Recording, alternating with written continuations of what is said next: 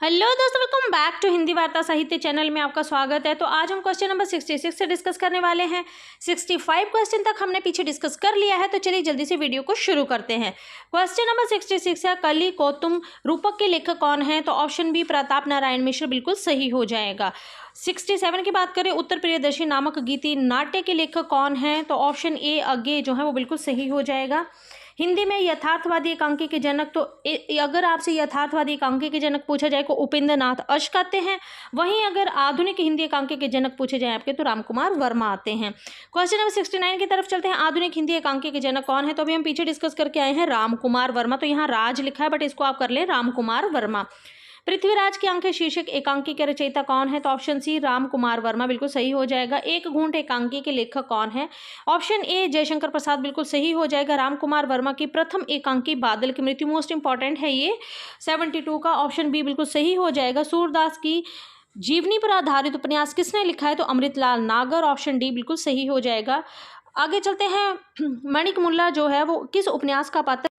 ये जो है आपका, तो ये आपका सूरज का सातवां घोड़ा, ऑप्शन सी जो है वो बिल्कुल सही हो जाएगा। अगर इसकी बात करें सूरज का सातवां घोड़ा में अन्य पात्र महेश्वर है, दलाल है, चमन है, रामधन है, तन है, सती है, जमुना है, लिली है, तो ये सारे ही सूरज का सातवां घोड़ा के जो हैं ये पात्र हैं।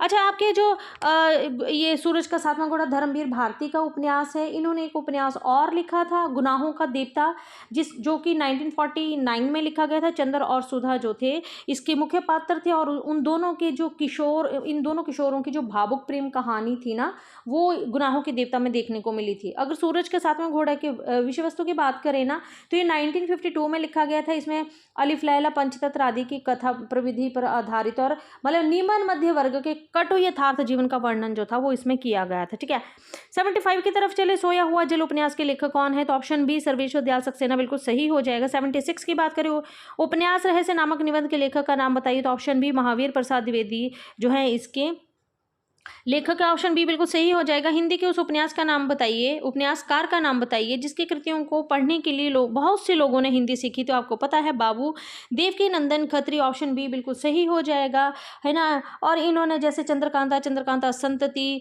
और मतलब भूतनाथ, इस तरह के उपन्यास लिखे थे, परंतु भूतनाथ जो है इनका अधूरा रह गया था, जिसे इनके पुत्र दुर्गा प्रसाद खत्री ने पूरा किया था। ठीक है, और इन्हें हिंदी का जो है वो तिलिस्मी अय्यारी उपन्यासों का प्रवर्तक भी माना जाता है आपके देवकी नंदन खत्री को। ठीक है, क्वेश्चन नंबर 78 की तरफ चलते हैं। मनुष्य के आचरण के प्रवर्तक भाव या मनोविकार ही होते हैं, बुद्धि नहीं। यह कथन किसका है? तो ऑप्शन ए रामचंद्र शुक्ल का। आपको पता है रामचंद्र शुक्ल ने भाव मनोविकारों से संबंधित बहुत से इन्होंने निबंध भी लिखे हैं। 79 की तरफ चलते हैं। रस मीमांसा रस सिद्धांत से संबंधित पुस्तक के लेखक कौन है? तो ऑप्शन बी रामचंद्र शुक्ल बिल्कुल सही हो जाएगा। ऑप्शन 80 क्वेश्चन नंबर 80 की तरफ चलते हैं। निम्न में से किस कृति के लेखक डॉक्टर नामवर सिंह हैं? तो दूसरी परंपरा की खोज जो है ये डॉक्टर नामवर सिंह की है। 81 की तरफ चले। आलोचना को भाषाई रीतिबद्धता से उन्होंने वैसे ही मुक्त किया है जैसे निराला ने कविता को छंदों के बंधन से। उक्त जो पंक्ति है ये किसकी ओर इंगित करती है? तो ऑप्शन आपका जो है 81 का, तो 81 का जो सही आंसर हो जाएगा वो हो जाएगा option B doctor Ramvilas Sharma. 82 है, कविता के नए प्रतिमान के लेखक की बात करें तो doctor Namvar Singh, option A जो है वो बिल्कुल सही हो जाएगा। अगर हम बात करें लक्ष्मीकांत वर्मा, तो लक्ष्मीकांत वर्मा का जो आता है ना आपका, वो नई कविता के प्रतिमान आता है, क्योंकि इनमें बहुत कन्फ्यूजन है। तो जब पहले कविता आ जाए, कविता के नए प्रतिमान आ जाए, तो डॉक्टर नामवर सिंह आते हैं। अगर नई कविता के प्रतिमान आ जाए ना, तब फिर आपके लक्ष्मीकांत वर्मा आता है। ऐसे ही इनका नए प्रतिमान पुराने निकष आता है ना। ये बहुत ही इंपॉर्टेंट है और हर एग्जाम में पूछा जाता है।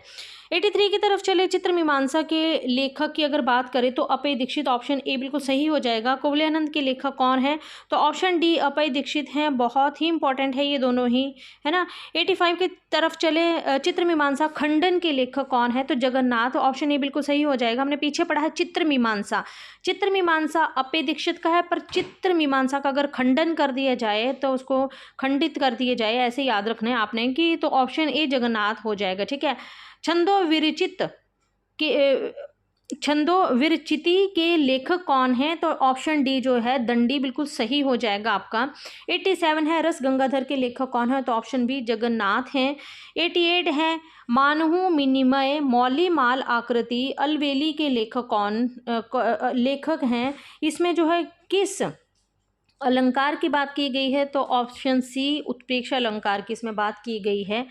तो आज हम इतने ही क्वेश्चन को डिस्कस करेंगे, अगले क्वेश्चन हम अगले वीडियो में डिस्कस करेंगे। तब तक के लिए धन्यवाद।